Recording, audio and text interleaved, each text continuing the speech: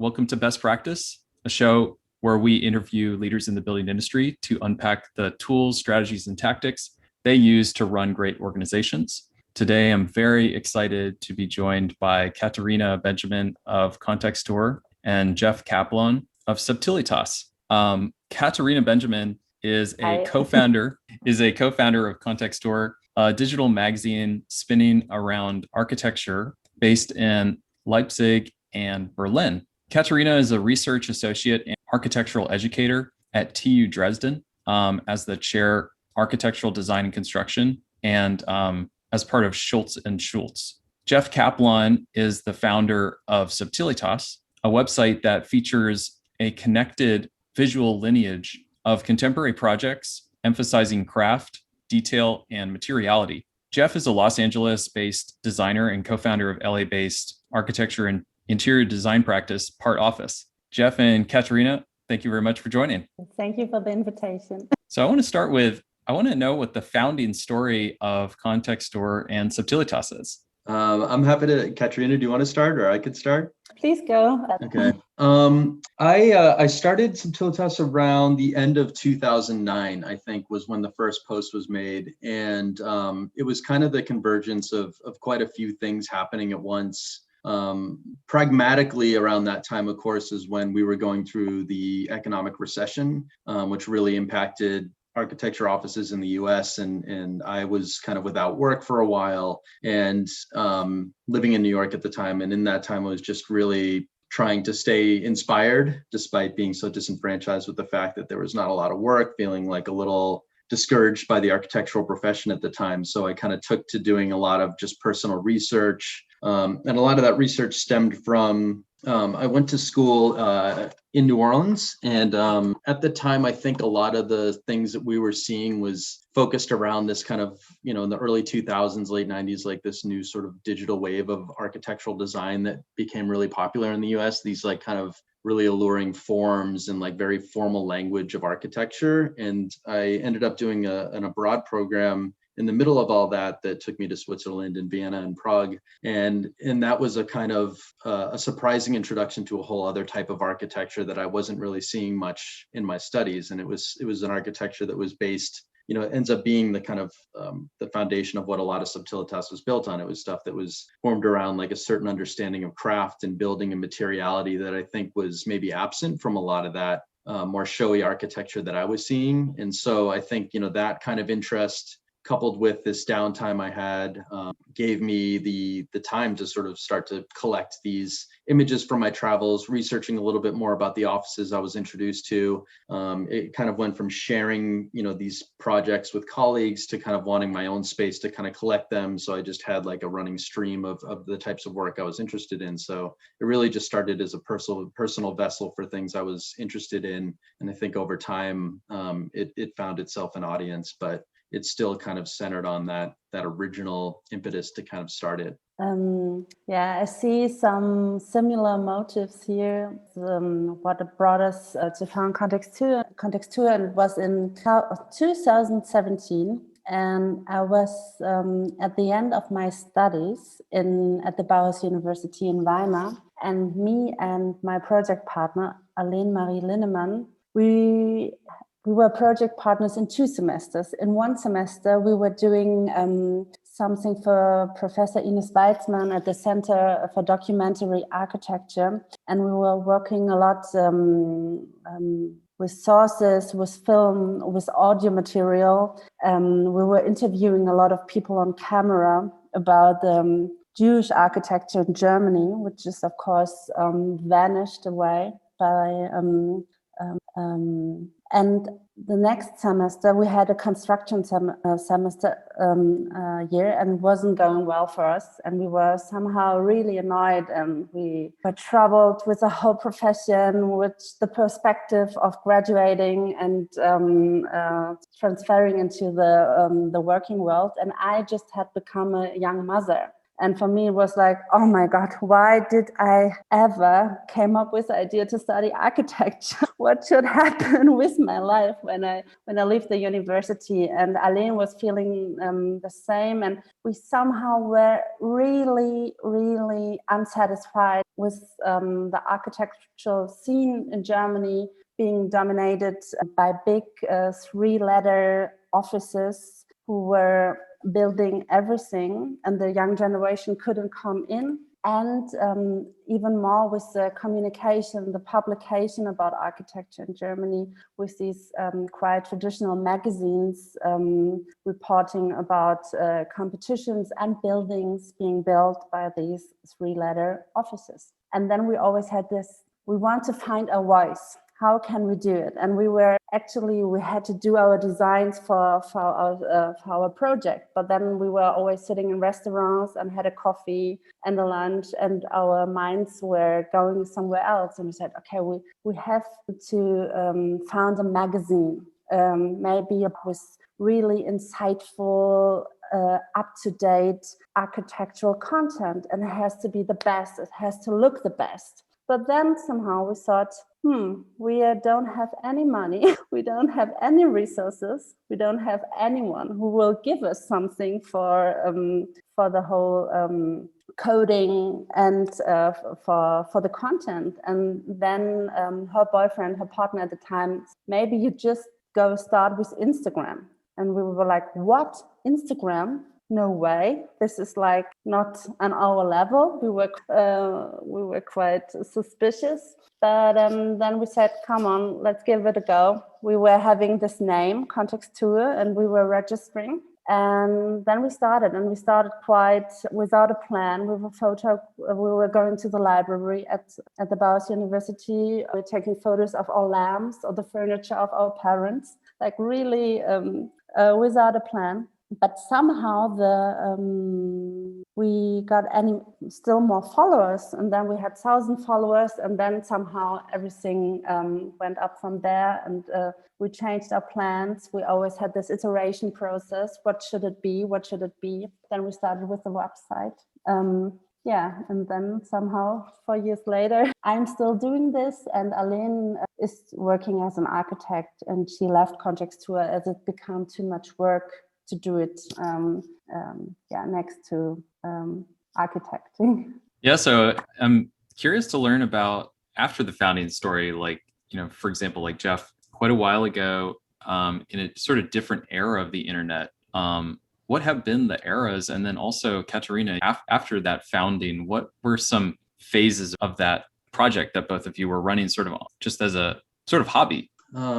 It's interesting because I think it's something that I question a little bit now, because 11, almost 12 years after the original founding, because at the time also when I was starting it was also in a lot of response to just what I was seeing as the kind of general architectural media landscape at the time. And there was definitely this isn't there had already been like established larger online platforms only that existed for quite a while at that point. But I think I was struggling to kind of find any sort of coherent through line with a lot of that. I think it was either that, they were posting 15, 20 projects a day, or these projects were intermixed with advertisements or sponsored posts, or just visually that the website format at the time was like really cluttered with things that I found really distracting. And even if they shared the type of work I was interested in, I was finding it really difficult to locate it or appreciate it within the context of like all this other stuff around it. And so, at the time when I sort of had a friend that had just like a blog on Tumblr and recommended it as a platform because visually it was a little bit more customizable than a lot of like the free options at the time. And they only allowed you to post a single image originally when that site was early on. And there was something, this is like pre-Instagram, pre-Pinterest. And so there was actually something really novel and refreshing about that. Like distilling an architectural project down to a singular image was like, I don't know, there was something really interesting about that to me. And so like the early on phase of that was kind of like, okay, I have to go through this project that I really like, and I have to find one image of it. And then I'm finding the next project and I'm trying to find that image, and then I'm starting to understand that like there might be some visual similarities between certain projects. And then it became about the juxtaposition of these. And then growth within the site has just sort of really followed like essentially just the technical limitations of the platform, because I still keep it on the same platform. So when they started to allow additional images, I would put additional images. The inclusion of things like, floor plans and drawings and additional credits, and making sure that all that's there. I think I've learned a lot about image rights and kind of respecting, the authors of this stuff, because none of this content's my own. I'm only sharing it. And with that comes like a certain responsibility to all the people involved. So I think, becoming a little bit more mature in that understanding over the years, being more communicative with the offices and the photographers of work published, especially if I'm discovering something that I don't see widely available on the web, or if it's something newer. I think there's much more responsibility with that. But at the end of the day, it's very similar to where it started. And I think that's, maybe another conversation about why that is. But I think in some ways it hasn't undergone much growth in terms of just like the way it's formatted. It's still the exact same landing page that you would have gotten 12 years ago, just maybe now with a little bit more content and a little bit more intention behind the adjacencies of the posts. Yes, we started with Kontextur 4 years ago. And for us was from the beginning was important to not censor growth. I guess when this was the top priority, we would have posted like 6 times a day, and we would do the whole Kontextur website completely different. I guess every SEO manager would like cry on the Kontextur website, because from the beginning we said we don't want any ads on the website. We don't want any way of, if you clicked on one interview, you don't want to see little notes that tell you, please look at this interview as well. So we don't have any horizontal way of going next, but this is intentional. We don't have any forum or any comment section. What's totally opposite to the way we are acting on Instagram. And this is from the beginning extremely important to me, that these two mediums are working opposite to each other. So Instagram is not planned at all. I'm waking up and I'm looking what's on my mind. What do I read in the paper? What do I get sent from the crowd? And this is my content for the day. And the interview, maybe Jeff knows it, as we did an interview, is incredibly slow, the website. We somehow work for 1 year with someone for an interview. We tell them, take all the time you need. We don't have any deadline. Enjoy slow writing. And we try to totally take this part out of this share, interact, grow, click. This should be a calming experience. And a lot of media outlets who are dealing with architecture and in Germany are really, you have the content and then you have all the ads. And the ads don't fit with the architectural language. And from the beginning, I said, when I do want to have ads, I want to have it more like Vogue, where the ads are as good as aesthetically as the content, or even more aesthetically. And this is at the architecture, I think it's like worlds apart. And so we decided, as we don't have this beautiful ads or this calming ads, we don't want to do it without the ads on the website. Coming back to your question, when we started Instagram, it was all about the images. There was this big collage style that was really big when someone put a pink sky behind his or her building. It's got more likes right away. And I think it was 2017 or 18 when Instagram ripped off Snapchat and started the story. And this was somehow a way to go, because from the beginning, I had this feeling that I should interact with this question tool. I think this is what Kontextur is known for, that we are having this question rounds and having the possibility for the people to give their anonymous. Absolutely. One really curious thing about Kontextur is that it's like a vehicle to listen to the questions of so many people. And I'd love to know what maybe some of the most common questions are that people ask. And I also want to direct this question as well to Jeff. I know Jeff from reaching out. I'm curious about the people who are behind these things. And so I reached out to Jeff years ago. Even back in 2013, I was following Subtilitas. I thought of it as the extension of the architecture library. But yeah, I'd like to start with Katharina on what are the most common questions that you get? The most common questions are first, please, can you ask for offices in that place or this country or in Paris? I'm planning planning a time in Copenhagen. I just can't find big offices because Scandinavia is somehow known for really, really big corporations, and they have a small studio culture, but they're somehow overshown by these really, really big structures.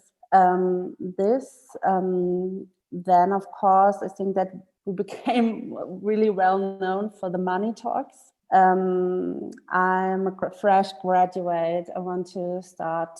I'm having these talks with some offices. What can I? What could I earn in this city? Because even in Germany, it's totally different if you're looking for a job here in Leipzig or Dresden, what's former GDR, or you're looking for a job in Munich. It's totally different salary levels. And everyone is quite mute about it. So even when we have this question, do you talk with your friends about money, about what you're earning? No. And yes, that's really important. But when we start this conversation, for example, graduate salaries, I have to take 3 days more or less off because as the platform or the account grows, you can't handle so many messages. It's really and it's quite amazing. And then we, of course, have a lot of German messages. And then the people think to translate it, I'm typing it from the Instagram story, as you can't copy paste, to put it in a Google Translate. Please translate it. And then we started translating it, and then it got even bigger. And then, of course, you have the problem as you have unequal world, right? We're talking about salary levels in Germany, but then people from Italy, Portugal, who have other economic situation, or even India writing us, but we are just earning this, and then somehow it gets too complicated. So we started to make smaller parts where we can discuss over it, because you can't discuss over worldwide salary wages. You don't have I can't put it into perspective. So it gets a little more complicated to do this question rounds because it's so many people are taking part. Yeah, I think, I think the kind of contact with the community is much less a part of Subtilitas at the moment. So I think like a lot of the questions are, what's your favorite building? What's your favorite, gymnasium? Who's your favorite this? Who's your favorite that? And I think it's always like Subtilitas is in some ways, even though it's a very personal thing, pushed by my own interests and things that parallel what I like about the practice. I prefer to keep it a little bit anonymous in that ways. I think in the early days, like when Tumblr had its own little community and there was myself and a few other architecture blogs that were starting around the same times, there was like a little bit more of an interaction in that sense with like readers. Like Tumblr used to have an ask function. And so there'd be, I think maybe similar a little bit to what Katharina was saying, like a lot of young students asking for recommendations, or how do I deal with this in school? Like, what should I look for in this and that? And that kind of died down. There was a little bit of a resurgence when I started the Instagram page of it, because obviously there's the ability to kind of communicate pretty freely through messages, or occasionally I would do a story and there'd be like a little question and answer. But I don't know, I think I prefer to maybe keep myself out of it in some ways in that way, because I think to sort of maintain why I started it and what the objectives were in the beginning is to really focus on this kind of lineage of work. And I try to kind of leave that sort of side of things out a little bit. I do get a lot of submissions as well, which is like a more recent thing, maybe in the last 6 or 7 years, of, offices wanting to have work featured, which is a really flattering thing, but it also becomes difficult because I think and somehow the posts that I find, I like to try to come across by my own research process. And I always worry that sometimes, if we're sharing the same project that you can see on, 6 more platforms, then what's the reason that someone would be interested in visiting my site, where I think again, it's about resurfacing maybe slightly older projects or slightly different projects so that it's not kind of the headlines going across every blog. And I do have to say thanks to Chris too, to, as a full disclosure, because Chris has also been long my technical help with Subtilitas after he had reached out early on and has helped me, because I'm pretty inept when it comes to just dealing with some of the back end stuff for Subtilitas. So some of the reaching out that's been done for people over the years, like Chris and like many others, has come in a lot of support that's helped keep the site going. And all those submissions, even if I'm not answering emails or acknowledging all of them or posting them right away or posting them in a year, it all is greatly appreciated and flattering to kind of have this, like, all these people contacting me, and all that is an education and kind of keeps the website going and populated by new ideas that I might not otherwise know. But it's funny that you mentioned it, because when we started, we were using aliases. We don't want anyone to know where who we are, because we were still studying. And the problem is, in Germany, you have to put your address and your phone number on your website. And we were really thinking about maybe starting something in Great Britain or Luxembourg, where you don't have this to be anonymous.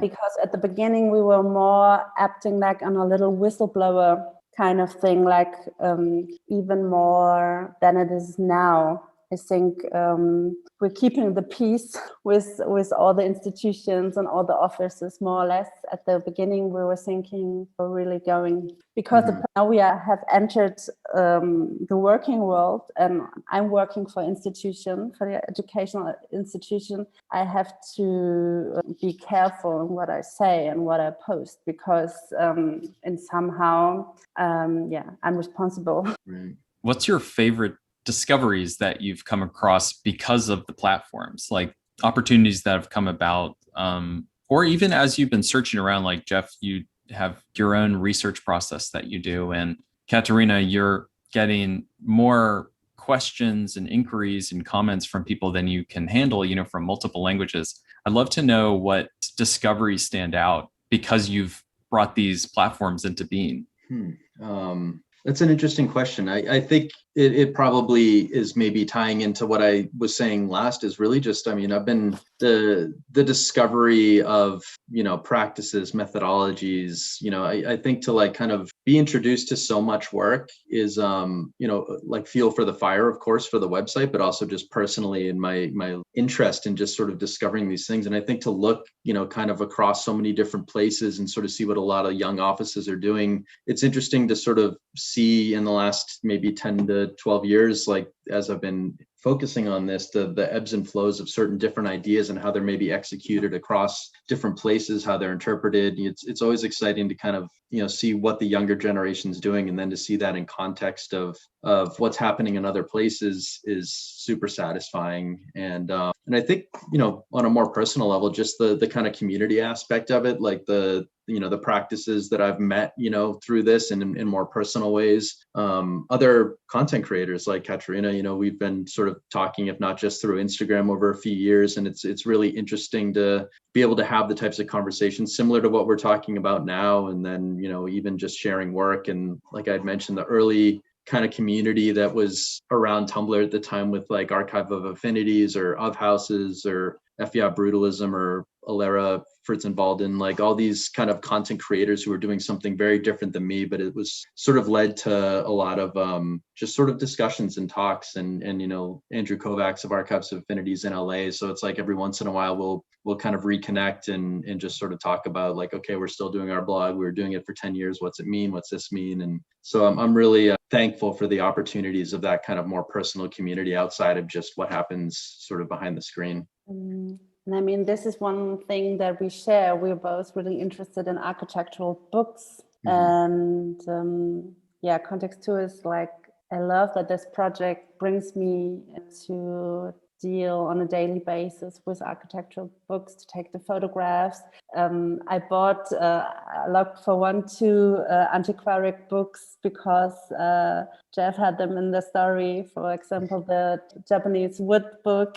and I found it quite affordable, and then I went for it. This is really nice, and I think this is one funny thing, that the really valuable side that I'm taking out of this whole Instagram project is really the direct messages that you don't see. It's not a shareable content. I'm deep discourse with a lot of young practices, and I really like this about Instagram, because not all the young officers can afford a website. For example, I had one interview with a young Iranian officer who can't have a website because of political reasons, but they manage with some IP addresses to have an Instagram account. And so the people are somehow, you can find them there quite early. And this is important for me.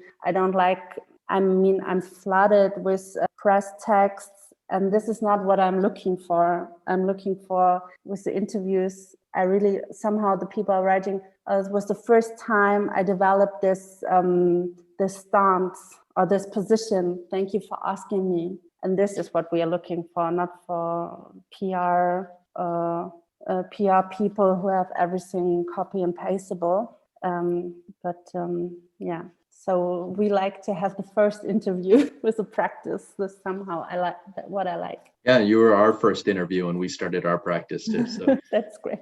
What are some of the most unusual questions or suggestions that have come in from readers that might have even led you to take a new approach? I'm not sure. I'm not so sure even how. I'm not sure if there's been much that has influenced in that way. I think, it's a lot of what I had just said, that, I think maybe if anything, submissions and just sort of being introduced through either the practices themselves, or sometimes, of course, I'm always like trying to have posts have some relationship to the ones before and afterwards. And sometimes if I'll be on a string of a certain typology, or there's a certain building element, someone will write me and be like, oh, do you know this project that also has this, circular courtyard, or, this kind of steel, whatever building. And that's always been good. But I don't, I think in a sort of selfish way, I also do tune out sometimes a lot of the suggestions, because again, I feel a little conscious of being too influenced by maybe either recommendations or suggestions that it might sort of change the course of it a little way, and what it sort of developed. So I'm not so sure there's been anything like significant that's kind of steered it one way or another for me. Yeah, I think we became a little bit more aware at the beginning. When we started posting, we were just posting what we have liked. It's still that way. I never plan what I post. As I said, I plan what the interview, when it's coming and with whom, but the posting is all on just what is the day, what do I post. But of course, we are a little bit more aware. We are looking more actively for women in the practice, and we didn't do this at the beginning. It was somehow, speaking from this, a totally different time. Even in Germany, we didn't have that. So this is something that the community is quite critical. Somehow I'm saying, okay, this is my opinion. I do this as I like, because Kontextur is my project and I do it as I like. So this is somehow you really have to think about it. That a project as Kontextur, you don't have a big editorial board or so. No? For example, like with the Israel-Palestine conflict, you see that the social media had somehow, it was difficult to discuss it in this place, because I was at the Biennale, for example. I showed one picture of the Israel, and I got a lot of angry messages. And I somehow, I have to think about this. I have followers from every place in the world almost, and everyone has a different cultural context. But I still have mine, and you can't think this all the time. So you have somehow to shield you against this, because with 70,000 opinions, you can't live. Yeah. I'm curious what kinds of questions you've been working through currently, and if they tie in with the platforms that you're running. and maybe even more specifically around like a question that you just like, you're looking, you're curious, you're trying to find out, maybe it's something you've made some traction on. Just would like to know like something that's very current as a question, it's curiosity of yours that you've been exploring and investigating through your platforms. I think for mine, I think it even just sort of going all the way back to, there's a couple sides of it. One being the sort of image-based kind of content and where that started when I started Subtilitas, and then where it is now. And, to be honest, feeling a little, kind of self-conscious or critical about that, because I think as the sort of proliferation of like an image-based consumption of architectures expanded through all these things, and you have something like Pinterest and you have something like Instagram, and through all these kind of likes and reblogs and reposts and repins and stuff like that, through every step of that, you're removing some level of discourse, you're removing some level of authorship, even some criticality, and certainly of context of it. And so I think it's sort of gone to this full circle where, from being really enamored from the single image output of architecture within the way it used to be presented, to now that being like maybe a little bit more of an issue than it used to be. So just trying to sort of understand, okay, where does my site sit within that then? Is it, a contribution to it? Is it, part of that issue? I try to kind of be resolute about the way that I present the work and making sure that it's all there. And what can I do if someone kind of takes this or does this or does this? And of course, I present stuff with all the links back to these projects and hope that there's like, the criticality and the sort of responsibility of analyzing that is not just with the fact that, I don't have the authority since I presented it to sort of say this is project is without, its issues, or it's 100% a good solution to this. But at the same time, I think it's ignorant to think that like, we don't just kind of browse through things, say that's a pretty picture, like it, and move on. So I think it's, there's never really been an editorial voice aside from the decision to share this project. And I've kind of battled with, do I have comment on it? Do I not have comment on it? And of course I don't at the time. Some of that's maybe because of that sort of struggle about deciding whether or not to introduce that as a part of it. Another bit of it is maybe just, a little bit of time constraints on like how much, this has always been able to sort of be the hobby before and after work for me, and less of something that I can really focus on in that way. And then, I think to also touch on a little bit of what Katharina was saying about, having all these followers, all these different opinions. Of course, my site presents a very small sliver of the architectural built world. It clearly kind of follows like a very distinct path, and it is not representative of all the interesting work that's happening all over the world. And so it's, I hope that it, I think I'm interested in sort of educating myself a little bit more to reach outside of, I think the tenets of Subtilitas exist in places that are underrepresented. And I think it would behoove me to kind of continue to understand that and research and learn a little bit more about that, so that Subtilitas, even while maintaining the through line that structures it, is showing a little bit more diversity in the types of projects and especially the locations of the projects that it's sharing. Yes, from the beginning, it was always the plan to develop Kontextur more journalistically. But of course, it's a problem of the time, as I don't have the time to pen down everything myself, or my team, Angelika, we are all quite busy. From the beginning, I wanted to start like a column opinion piece that comes like maybe every 3 months. At the moment, we're thinking about a column about architecture and money, finance. But we want to find someone or a group of people who are writing these pieces, like maybe financial journalists, architectural journalists. But it's always a question. We won't do that until we can pay the people properly, because this is what's really important for us.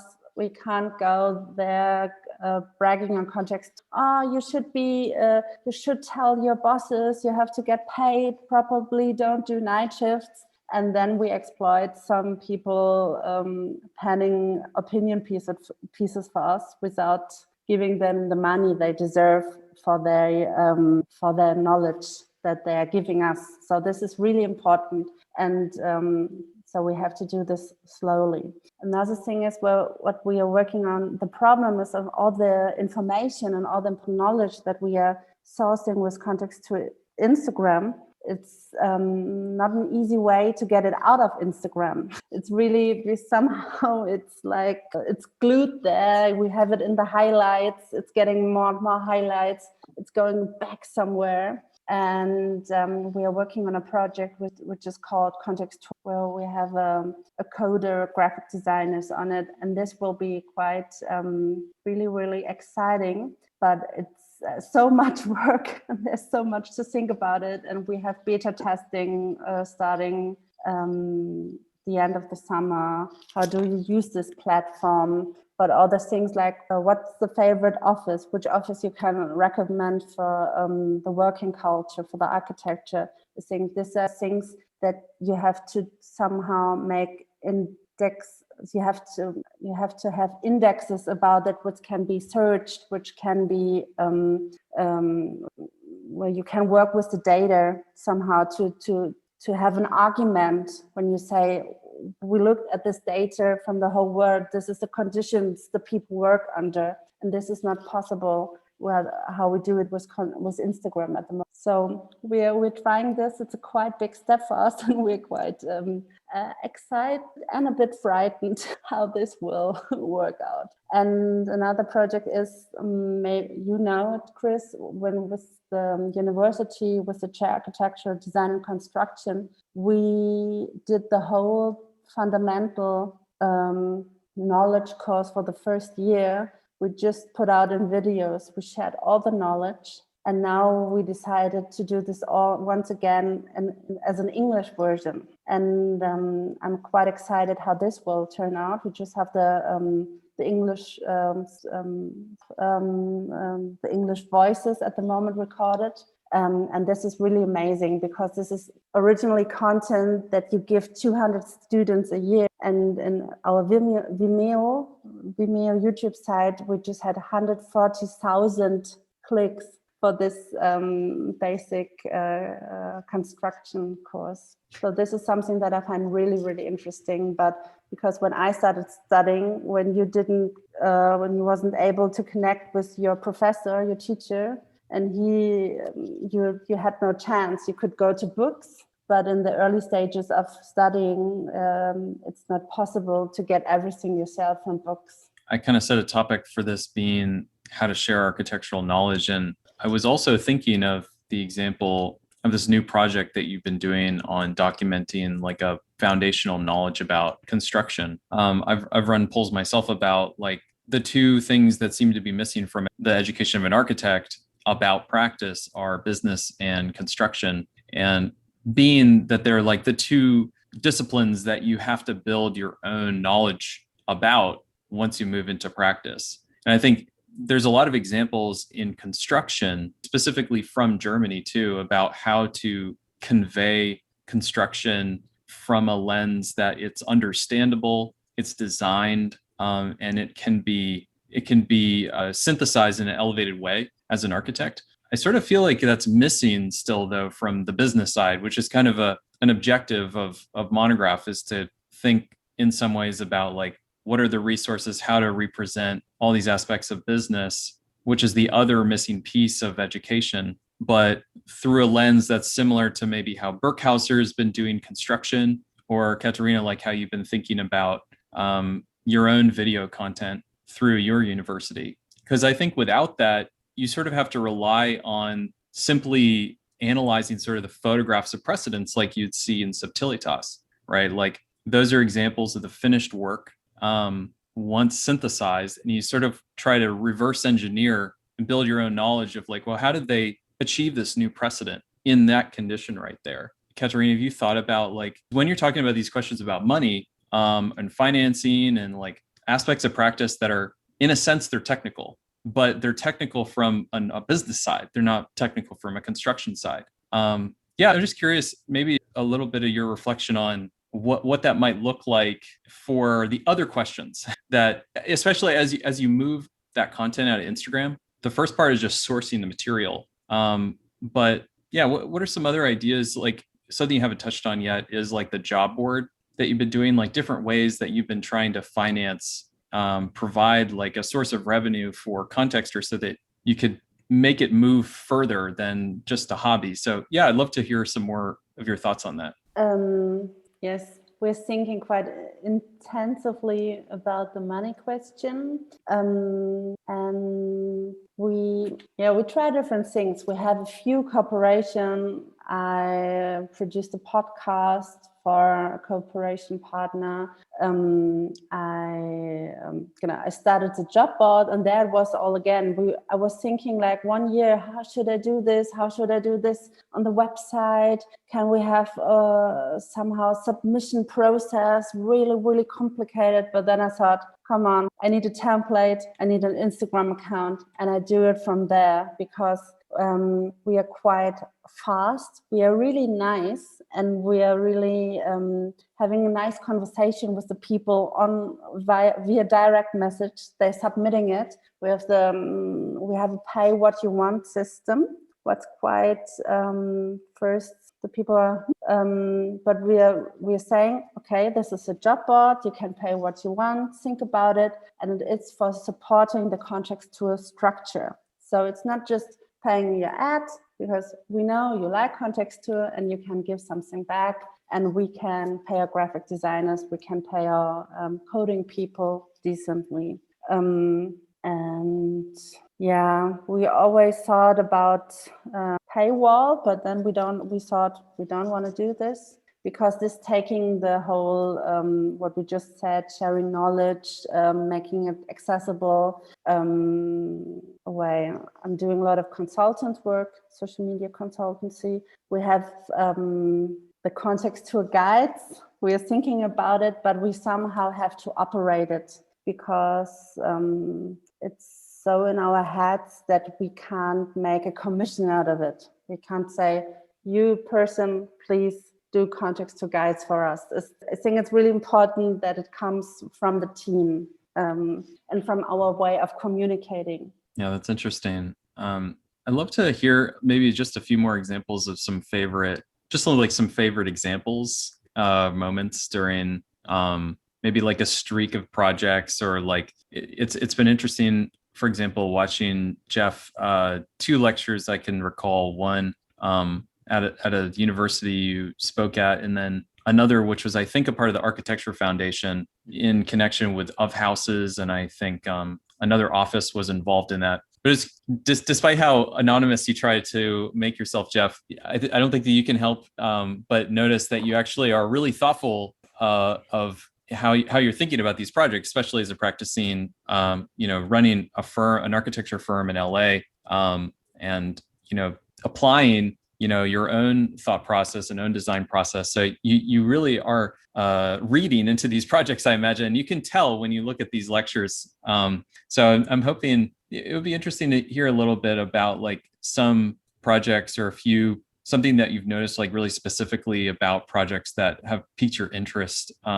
Everyone can go check out the previous lectures, but I'd like to hear if there's one in particular that's been on your mind recently, like a project or a series of projects, or some kind of like condition that's popped up. Yeah, that's a tough one, to be honest. I mean, I think like, tracing it all the way back to its origins, and not to repeat what I was saying, but just, to kind of be introduced to a certain type of work that wasn't within the academic or colleague context in which I was seeing things at the time, was really like where that started. And I think like where every project has been based off of, and to sort of see a type of design that was kind of based off of a really reduced understanding of materiality and the way that materials touch each other, and connection and detail and construction being so integral into the design process, as opposed to what was feeling like a lot of form making, where those other systems are a consequence of that form making, not integral into the process. And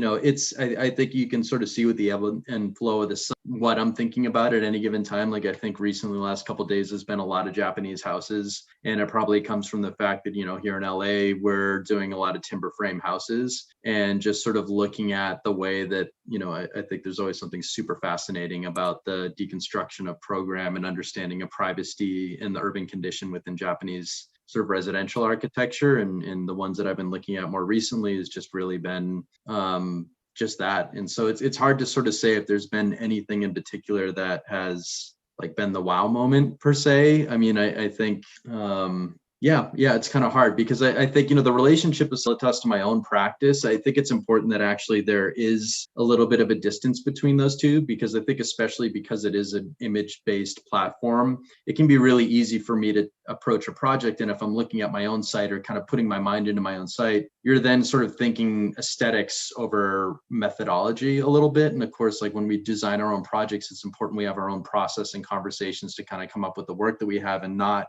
be swayed by like aesthetics first. And so I think, what I get more from the projects and even as what's represented is, of course, like, if I'm sharing a project, I think there's something very beautiful and intriguing about it. I'm definitely looking like much more detail and learning about all the projects. And so I think there's an immense education that's happened for me just through understanding these methodologies. And I think that's, maybe like in when we kind of think about the reference in our project, it's sort of like looking to similar situations and seeing how someone solved through what process of ideas is the problem solving happening, even from the big picture of conceptual, or even like, how do you deal with the chimney coming up through a steep gabled roof? Like some of these things of like that's the side of things that have been really helpful. But when we start our first like design conversations in our practice, we're pretty conscious to sort of set aside, at least for me, I think my business partner obviously is a different sort of approach to it because she doesn't run the blog in the same way, but like I just have to separate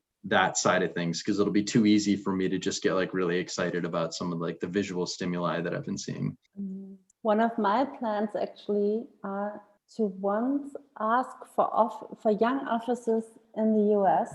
And this is quite funny, even on the interview, over 150 interviews. We had this interview with you and with French Chiji from Boston. So this was the only US American officers. And even on Instagram, I have the feeling I hear a lot about Mexican officers, about officers from Chile, from Paraguay. I get a lot of submissions from them.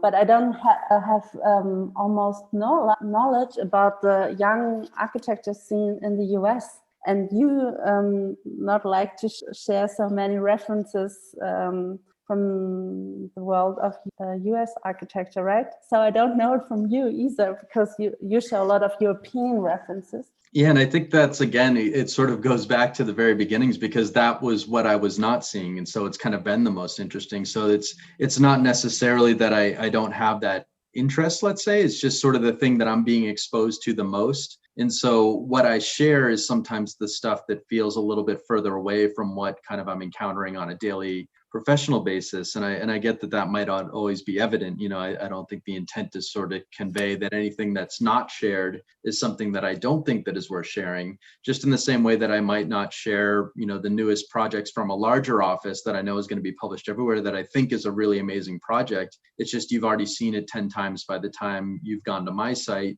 And so I don't feel the need to kind of share it in the same way. But there's a very exciting kind of, I think, scene of young designers happening in the U.S. now, and I think I'm seeing a lot of that. I think through Instagram, in a way, like Instagram, you can almost imagine is just like its own platform, and the way that you curate your Instagram with the offices you follow and the things that you follow, like you're kind of making your own version of in that way. And so I think kind of coming across that is like it's been exciting to kind of see that newer generation emerge, and it's I think I touched on it a little earlier. It's happening in every country, and it's fascinating to kind of look at that whole, like, whatever that new zeitgeist is, and like how all like the individual approaches are coming out of their own cultural contexts, and like dealing with maybe similar universal kind of struggles that we deal with as architects in terms of just spatial planning and materiality and all that stuff, but how it's executed across through different cultural influences is super fascinating. So I